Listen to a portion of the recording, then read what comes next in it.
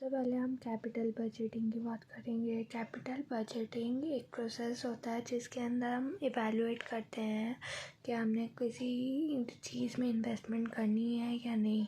जैसे कि long term में हो, काफ़ी देर के लिए, जैसे कि करंट एसेट्स हो गया। अगर हमने कोई मशीन खरीदनी है तो वो हम एक दिन तो एक साल के लिए तो नहीं खरीदते, काफ़ी लंबे समय के लिए खरीदते हैं।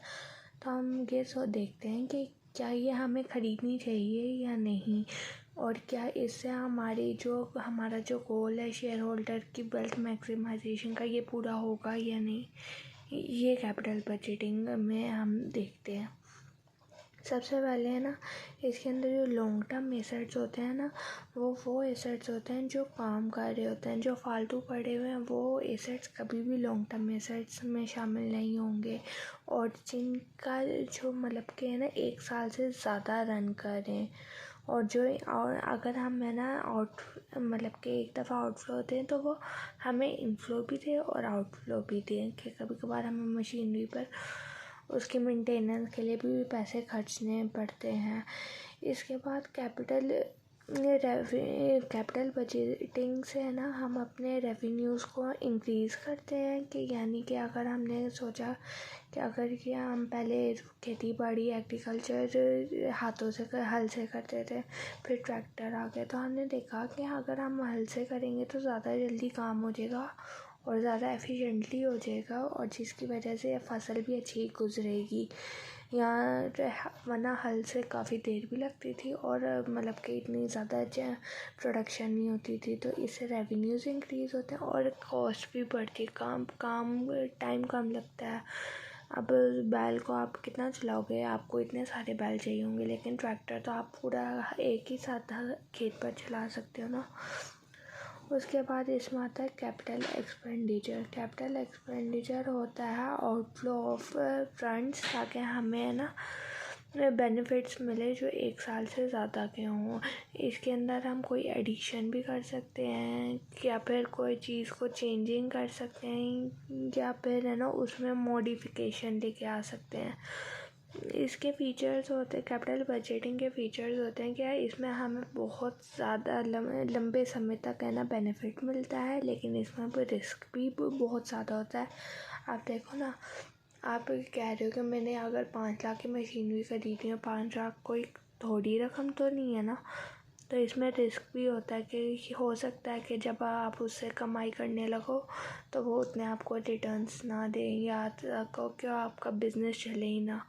इसके अलावा इसके अंदर इनफ्लोज भी शामिल होते हैं और आउटफ्लोज भी, और लेकिन टाइम भी यही लगता है कि आपको पता है कि बिज़नेस शुरुआत में पहले पैसे देने होते हैं, पहले पैसे लगते ही लगते हैं, उसके बाद जाकर इनफ्लोज आते हैं।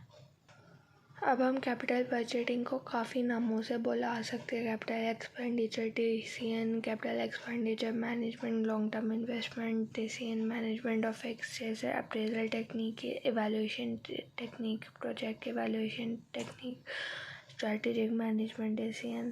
इसकी इम्पोर्टेंस क्या होती है, ये है ना हमारे फर्म में डिसीजन मेकिंग के लिए बहुत इस्तेमाल होता है, क्योंकि हमारी फर्म की जो ग्रोथ और सक्सेस इसी पर डिपेंड करती है। अब इसकी इम्पोर्टेंस क्या है, 3 या 4 पॉइंट्स हैं। इधर ये जो मैंने लिखी हुई है ना पहली लाइन की इम्पोर्टेंस है, ये आगे मैंने एक्सप्लेन किया हुआ है कि ये हमारी प्रॉफिटेबिलिटी ऑफ फर्म को है ना अफेक्ट करती है, और ये इसके साथ साथ कॉम्पिटिटिव पोजीशन को भी अफेक्ट करती है, क्योंकि हमारे ये लॉन्ग टर्म इन्वेस्टमेंट डिसीजन ज़्यादा फिक्स एसेट से रिलेट करते हैं। तो fix asset true earning assets भी होते हैं। इसके बाद करंट एसेट्स को है ना हम ज़्यादातर वो अर्निंग एसेट्स नहीं होते थे, बल्कि ये एक है ना कुशन की तरह ना, बफर की तरह है ना, जो एक अगर, क्योंकि हमने जब करंट एसेट्स होते ना, अभी हम वर्किंग कैपिटल मैनेजमेंट का चैप्टर पढ़ रहे थे, तो उसके अंदर बताया था सर ने कि करंट एसेट्स एक कुशन का काम करते हैं, कि जब तक हमें हमारे सेल्स के पैसे नहीं मिल जाते, रिसीवेबल्स के पैसे नहीं मिल जाते, वब तक है ना करंट एसेट्स को हम इस्तेमाल में ला सकते हैं। ये यहाँ पर लिखा हुआ भी है कि करंट एसेट्स है ना, हालांकि इनमें ऑपरेशंस के लिए ज़रूरी होते हैं, लेकिन फिक्स्ड एसेट के बगैर ये भी काम नहीं कर सकते। मतलब कि आपने करंट एसेट्स तो रख लिया, अब आपने कहा उधार भी किसी से लेना है, किसी को देना है, लेकिन आप कुछ प्रोडक्शन नहीं कर रहे, तो आप कहाँ से रेवेन्यू जनरेट करोगे, कहाँ से अदायगी करोगे, कहाँ से पेमेंट लोगे, समझ नहीं आएगी। इसके बाद कैपिटल बजटिंग को स्ट्रैटेजिक इन्वेस्टमेंट डिसीजन भी कहते हैं, मैंने यहाँ पर लिख दिया है। इसके बाद जो होता है ना, जो शॉर्ट टर्म फंड्स के लिए होता है, उनको टैक्टिकल इन्वेस्टमेंट डिसीजंस कहते हैं। स्ट्रैटेजिक इन्वेस्टमेंट डिसीजंस अब है ना, ये फर्म के प्रॉफिट को चेंज करते हैं और रिस्क भी इसमें होता है। तो इसकी वजह से ना शेयर, जब हम ऐसे डिसीजंस करते हैं ना, तो सबसे पहले फ़ौरन नहीं करते, पहले हम एक मीटिंग करते हैं, उसमें शेयर होल्डर्स को बताते हैं कि हमने ये करना है। उसके बाद वो जाकर है ना, वो फिर करते हैं, इवैल्यूएशन करते हैं, आपस में बातचीत करते हैं कि हमने इस कंपनी में इन्वेस्ट करना है या नहीं।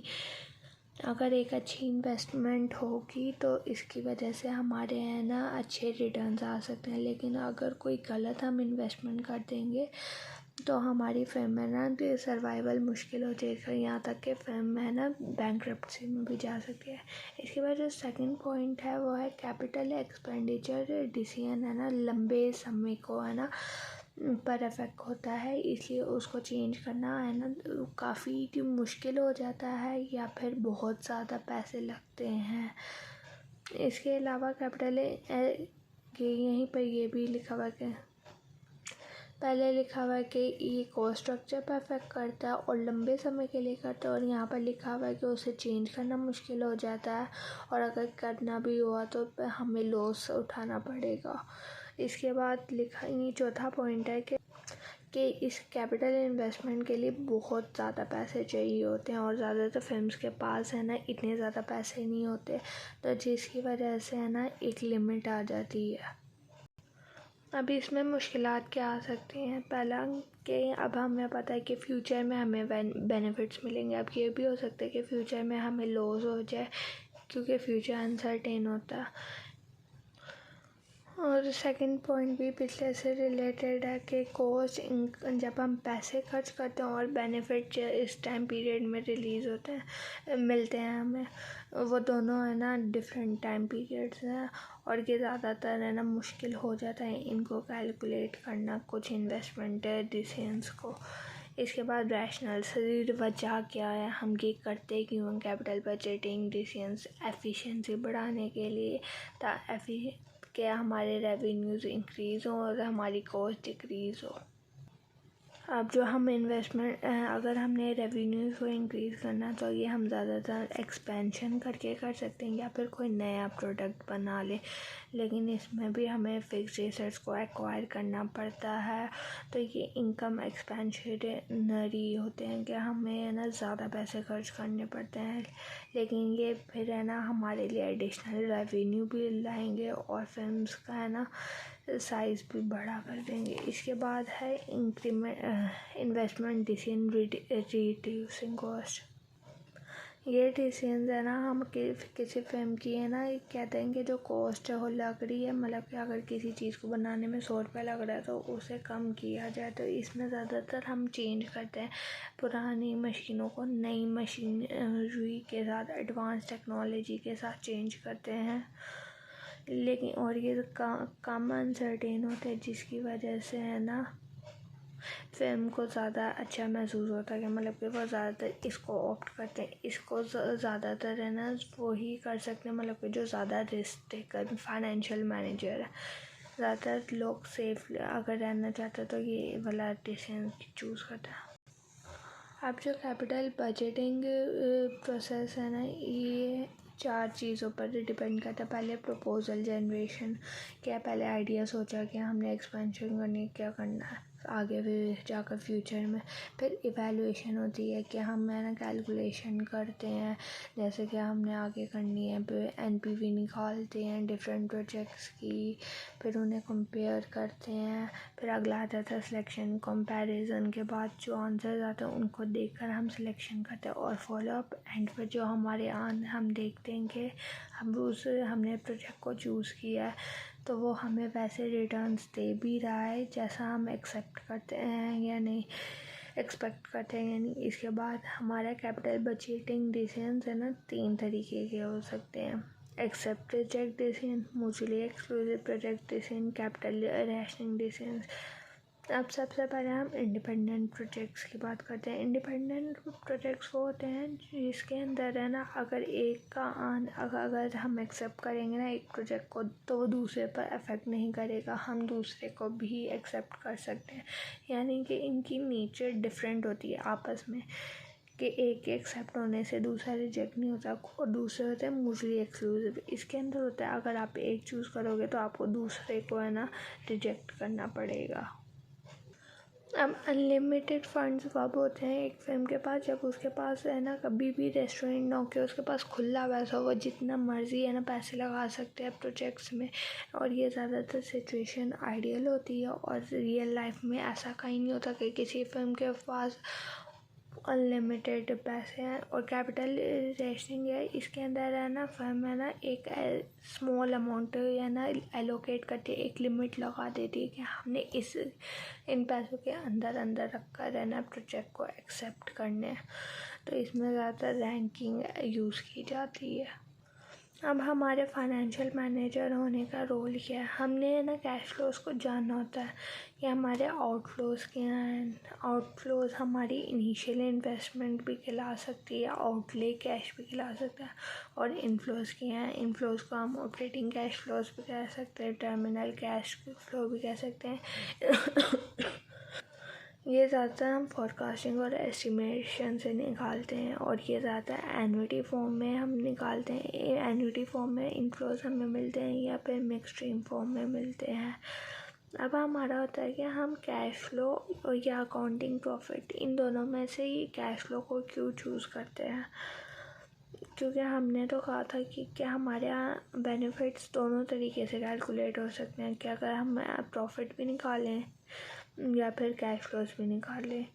तो इसके अंदर होता है कि अकाउंटिंग प्रॉफिट में है ना हम है ना इन नॉन कैश एक्सपेंस यानी कि डेप्रिसिएशन को ऐड कर देते हैं, जबकि कैश फ्लो से है ना हम है ना कि हमें है ना किसी की फिल्म के कॉस्ट से रिलेटेड कितने बेनिफिट्स मिलेंगे। अगर हम किसी प्रपोजल को चेक करते हैं तो फिल्म ज़्यादा इंटरेस्टेड होती है कि उसकी वैल्यू कितनी है। तो ये हम आउटफ्लोज या इनफ्लोज से ही पता लगा सकते हैं, जो कैश फ्लोज के ज़रिए है ना दिखती हैं, क्योंकि वो ट्रांजैक्शन दिखाती है। अकाउंटिंग प्रॉफिट में ये होता है ना कि हम अब कहते हैं कि अभी चीज़ें बन रही हैं तो हमारे है ना आउटफ्लो हो रहा है, तो वो कहते हैं कि जब चीज़ें बिकेंगी तो अब इनफ्लो होगा। ये नहीं कहते कि जब हमें पैसे मिलेंगे, जब चीज़ें बिकेंगी। तो इसमें डिफरेंस होता है कि हम कभार क्रेडिट पर भी सेल्स कर देते हैं, तो जिसकी वजह से ना हमारी चीज़ें ना उस टाइम पर नहीं बिकती। तो वो लेकिन हमारे वो अकाउंटिंग प्रॉफिट में दिखा रहा होता है कि ये हमारी सेल्स हो रही हैं तो हमारी प्रॉफिट हो रहा है। इसके बाद है ना कैश फ्लो के है ना यूज़ से ना हम एम्बिग्विटीज़ मतलब कि हमें जो है ना जो थोड़ी सी प्रॉब्लम होती है ना कि अभी क्या हो रहा है, कितने पैसे मिलेंगे कितने पैसे नहीं, किसको पैसे जा रहे हैं किसको नहीं। तो है ना इसकी वजह से ना हमें कैश फ्लो की वजह से सही तरीके से है ना पता चल जाता है, वरना अकाउंटिंग प्रॉफिट से पता लगाना मुश्किल है।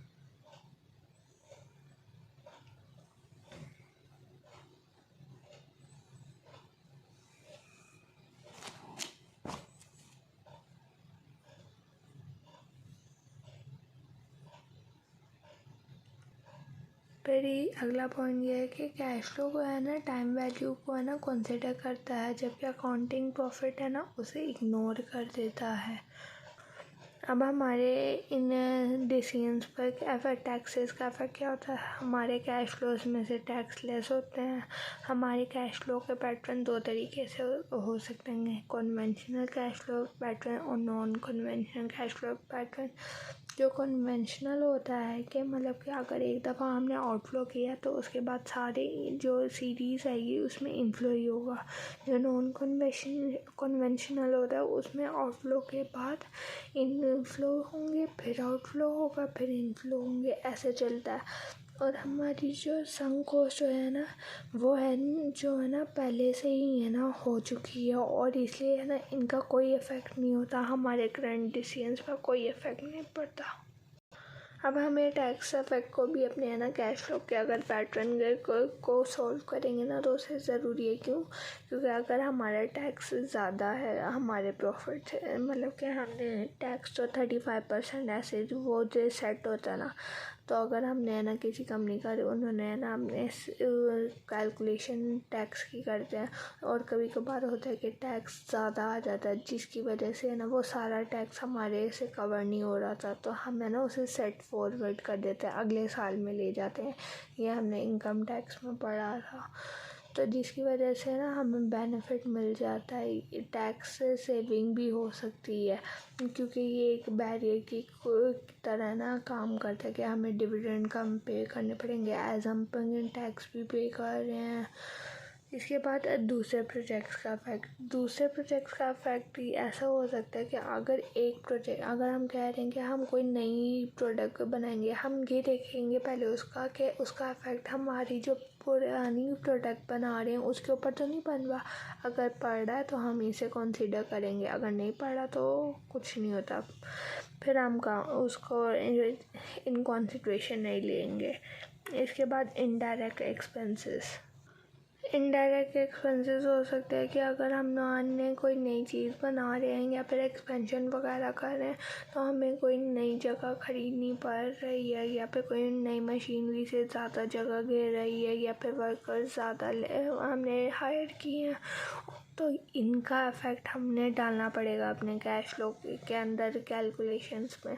अगर नहीं हो रहा तो फिर हमें डालना ज़रूरी नहीं है। डेप्रिसिएशन भी अगर चार्ज करनी होती है तो 3 कंडीशन होनी चाहिए कि एसेट हो ओनर का, अगर एसेट है ना वो जो जिसका डेप्रिसिएशन कर रहे हैं वो सिर्फ बिजनेस पर्पस के लिए इस्तेमाल होता हो, या और एसेट है ना कोई टेंजिबल फॉर्म में हो, जैसे बिल्डिंग, फर्नीचर, शिप्स, व्हीकल वगैरह। अब अमाउंट है ना उसकी डिटरमाइन की जा सकती है, एक्चुअल कॉस्ट उसकी क्या है, और या फिर उसकी क्लासिफिकेशन क्या हमने है ना कितनी परसेंटेज है ना डेप्रिसिएशन चार्ज करनी है। तो ज़्यादातर लोग ब्लॉक ऑफ एसेट्स करते हैं। इस ब्लॉक ऑफ एसेट्स में ये होता है कि हम एक जैसी चीज़ है ना, जैसे कि हमने पहले देखा था कि कुछ चीज़ों की है ना परसेंटेज सेम होती है तो हम उसे एक ब्लॉक में डाल देते हैं।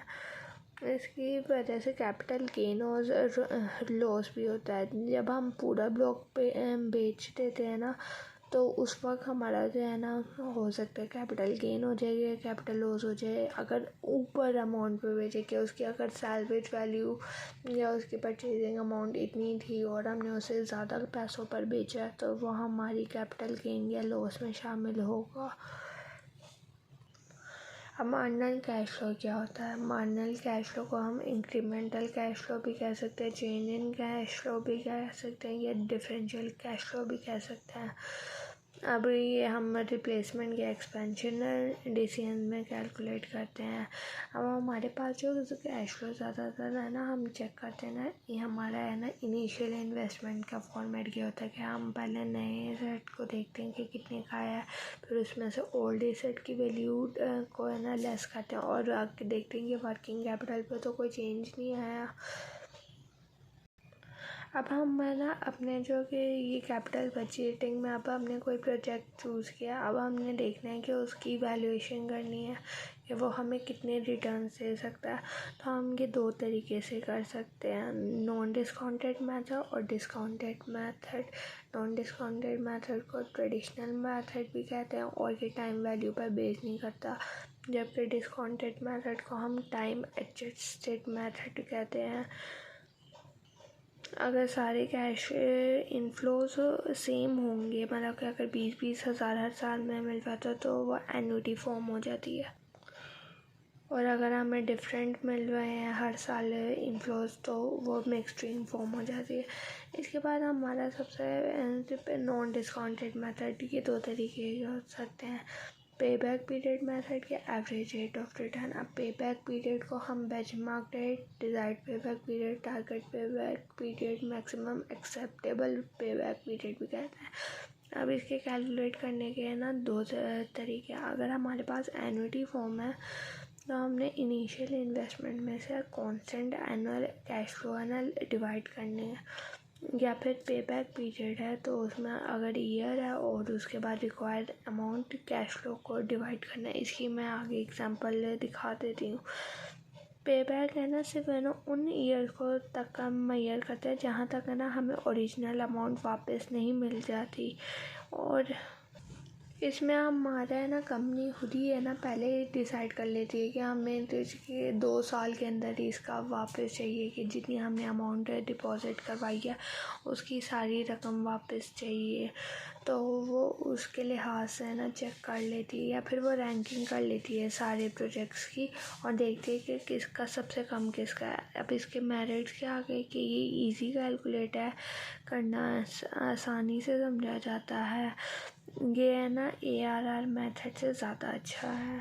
ये शुरुआती इनिशियल स्क्रीनिंग टूल है, शुरुआत में यूज़ किया जाता है। सप्लीमेंट टूल ज़रूर अहम टूल, और ये ना रिस्कीनेस को भी थोड़ा बताता है प्रोजेक्ट की, कि अगर आपका 10 साल का प्रोजेक्ट है, हमें 8 साल के अंदर रिकवरी पे बैक पीरियड ख़त्म हो रहा है, तो वह पता चल जाता है कि प्रोजेक्ट ज़्यादा रिस्की है। इसके डीमेरिट्स क्या है, इसके अंदर है ना अपना ओपिनियन आ जाता है कि लोग खुद ही अपना अगर पहले से ही सोचते ना कि हमें इतने 2 साल में पैसे वापस चाहिए। और ये इसके अंदर टाइम वैल्यू भी नहीं कंसिडर होती कि हमें आ रही फ्यूचर, अब अगर हमें फ्यूचर में भी अमाउंट मिलेगी तो अभी उस अमाउंट की कीमत क्या होगी। और टाइमिंग भी कभी कभार हो सकता है कि मतलब कि कभी कुछ शुरुआत में रकम कम मिले, बाद में ज़्यादा मिले, शुरुआत में ज़्यादा मिले, बाद में कम मिले, ये उसको कंसिड्रेशन नहीं है। वो बस कहता है बस मुझे पैसे मिलेंगे, पूरे होने चाहिए। ये होली प्रोजेक्ट को है ना इंक्लूड नहीं करता, ना प्रोजेक्ट के साइज़ को देखता है, लेकिन ये फिर भी बहुत ज़रूरी है। जब हमारे पास लॉन्ग टर्म में देखना ना बहुत मुश्किल हो जाए ना कि इतना ज़्यादा डेटा ना हो, तो हम इसे इस्तेमाल कर सकते हैं। ये है ना ज़्यादातर लिक्विडिटी फर्म्स के लिए भी ज़रूरी है कि मतलब कि वो ज़्यादातर इसी पर है ना काम करते हैं। ये उन सब फिल्म्स के लिए भी ज़्यादा ज़रूरी है जो है ना शॉर्ट रन अर्निंग करते हैं, कि वो ज़्यादा लंबे समय के लिए किसी जो रेस्टोरेंट्स वगैरह हो गए, मतलब कि वो देखते हैं कि हमें कम से कम टाइम में कितना कितना मिलेगा, कितनी देर में मिलेगा, तो ये वो लोग यूज़ कर सकते हैं। और ये है ना दूसरे मेथड्स के साथ मिलाकर भी इस्तेमाल किया जा सकता है, या ARR भी इससे ईज़िली कैलकुलेट हो सकता है। अगला है, अगर हमने ना अब देखो पे बैक पीरियड में लिमिटेशंस बहुत ज़्यादा थी, तो इन्होंने डिस्काउंटेड पे बैक पीरियड कर दिया। इसके अंदर है ना ये लोग है ना पहले है ना उसको प्रेजेंट वैल्यू में जो कैश फ्लोज आते हैं उनको क्या प्रेजेंट वैल्यू में कन्वर्ट करते हैं, फिर उसके बाद उनके है ना पे बैक पीरियड निकालते हैं। अगला है एवरेज रेट ऑफ रिटर्न, ये अकाउंटिंग रेट ऑफ रिटर्न भी कहते हैं। ये ज़्यादातर है ना किसी प्रोजेक्ट को सिलेक्ट करने के लिए ना इस्तेमाल होता है, और ये प्रॉफिट पर बेस्ड होता है। इसके अंदर है ना हम रिक्वायर्ड रेट ऑफ रिटर्न, जिसको हम डिज़ायर्ड भी कह सकते हैं rate of return, target rate of return, benchmark rate of return भी कह सकते हैं। देखते हैं कि हमारा है ना उस प्रोजेक्ट का कितना है। तो इसमें जो हमारे एनुअल प्रॉफिट्स होते हैं ना उसको हम है ना एवरेज इन्वेस्टमेंट के साथ है ना डिवाइड कर देते हैं और 100 से मल्टीप्लाई कर देते हैं। एवरेज इन्वेस्टमेंट कैलकुलेट करने का फॉर्मूला ये बस केस ज़ुबानी याद कर लो। अगर सैलवेज वैल्यू और वर्किंग कैपिटल ना दिया तो यहाँ पर 0 0 0 कर देना, तो इसका हो जाएगा इनिशियल कॉस्ट डिवाइडेड बाय 2। तो ये अगर फार्मूला याद कर लोगे तो अगर एवरेज रेट ऑफ रिटर्न पूछ लिया सर ने तो कैलकुलेशन हो जाएगी। एवरेज एनुअल प्रॉफिट्स भी है ना, मतलब कि सारे से सालों के प्रॉफिट्स को ऐड करके जितने ईयर्स थे उन पर डिवाइड करके एवरेज एनुअल प्रॉफिट्स आ जाएगा। और अगर वो पता है कि डेप्रिसिएशन का मेथड स्ट्रेट लाइन है तो हमने उसको एवरेज इन्वेस्टमेंट को 2 से डिवाइड करना है, जैसे ये वाला किया हुआ है। ये भी यही होता है कि हमने पहले से डिटरमाइन की हुई होती है कि हमने इतनी है ना प्रोजेक्ट की इतनी होनी चाहिए एवरेज रेट, तो उसके लिहाज से फिर है ना जो ज़्यादा जिसकी ज़्यादा होती है उसको एक्सेप्ट कर लेते हैं कि रैंकिंग दे देते हैं। ये भी इजी करना है, कैलकुलेट करना है, आसानी से समझा भी जाता है और इस्तेमाल भी किया जाता है। ये है ना अकाउंटिंग प्रॉफिट्स को इस्तेमाल करता है, ये कैश फ्लोज को इस्तेमाल नहीं करता है। ये पूरे प्रोडक्ट की पूरी लाइफ को कवर करता है, लेकिन है ना ये कैश फ्लोज को नहीं देखता कि इस साल कितने मिल रहे, इस साल कितने मिल रहे। वो बस कहता है ओवरऑल कितने पैसे मिले हैं। ये इसमें टाइम वैल्यू का भी कॉन्सेप्ट नहीं है। अब रेट जो हम सोचेंगे तो वो भी हमारे खुद के ओपिनियन से होगा। और ये इसमें ना एडिशनल बेनिफिट्स के बारे में भी कुछ नहीं बताएगा। तो इसके पहले एवरेज रेट ऑफ रिटर्न आया था, उसके बाद उसके है ना इम्प्रूवमेंट में पे बैक पीरियड आया था। और ये देखो, अगर हमारे पास 50,000 इन्वेस्टमेंट हमारी आउटफ्लो है और 30-25 की हमारी इनफ्लो है, तो हमने ना सबसे पहले 50,000 में से 30,000 किए, -50,000 + 30,000 इक्वल टू -20,000, फिर -20,000 + 25,000 5,000, फिर ऐसे करके ये लिख दिए। हमने देखा कि हमारा ज़ीरो तो कहीं पर नहीं आ रहा, तो यानी कि ये 1 और 2 के दरमियान में पे हो रहा है, इसलिए हमने यहाँ पर 1 लिखा प्लस कितने देने थे 20,000, कितने से ख़त्म हो गया 25,000 से, ये लिखकर कैलकुलेट किया। 20 को 25 पे किया 0.8 है, 1 में ऐड किया 1.8 आ गया। इसके बाद अगर एवरेज रेट ऑफ रिटर्न निकालना है तो इन सारों को प्लस किया और 5 ईयर्स तो 5 पर डिवाइड किया और इसकी डिवाइडेड बाय इनिशियल इन्वेस्टमेंट 50,000 थी, 50,000 पर डिवाइड किया तो 44% आ गया। अब डिस्काउंटेड पे बैक पीरियड, मैंने कहा था ना कि इसको हमने पहले इसका ना परसेंटेज निकालनी है, वो हमें बता देंगे कि इसके ऊपर निकालनी है। तो हमने उसके ऊपर निकाल कर उसकी वो कैश फ्लो डिस्काउंटिंग यानी कि प्रेजेंट वैल्यू लिख दी। अब प्रेजेंट वैल्यू को अगर हम है ना दोबारा से ये करना 50,000 minus this is equal to this, then this minus this, then this minus this, then this। अब ये देखो 2 साल के बाद हो रहा है ना प्लस में, तो 2 प्लस कितना ख़त्म करना, तो 2080 किसकी वजह से ख़त्म हो रहा है 15,020 की वजह से। तो इसके बाद की कैलकुलेशन होगी। अब कहोगे कि एन्युटी फॉर्म में क्या करना है। एन्युटी फॉर्म में देखो ये सारे सेम है, तो सिंपल पे बैक पीरियड का है कि अगर ये जो सारे है ना 20,000 नीचे लिख दिया और हमारी इन्वेस्टमेंट कितनी थी 50,000 डिवाइडेड बाय 20,000, हमारी आ गई ARR भी इन सारों का सेम ही होगा, तो 20,000 डिवाइडेड बाय 50,000 मल्टीप्लाई बाय 100 और डिस्काउंटेड इनकी प्रेजेंट वैल्यू निकाली। फिर 50,000 में से ये पहले लेस किया तो ये आ गया, फिर इसमें से ये लेस किया तो ये आ गया, फिर ये लेस किया ये आ गया, फिर ये लेस किया ये आ गया, फिर इसमें से ये लेस किया तो ये आ गया। अब देखो 3 ईयर्स के बाद है तो 3 प्लस कितने ख़त्म करने थे 280 और डिवाइड कर दिया 13660 से, तो हमारे ईयर्स आ गए कि कितना डिस्काउंटेड पे बैक पीरियड है।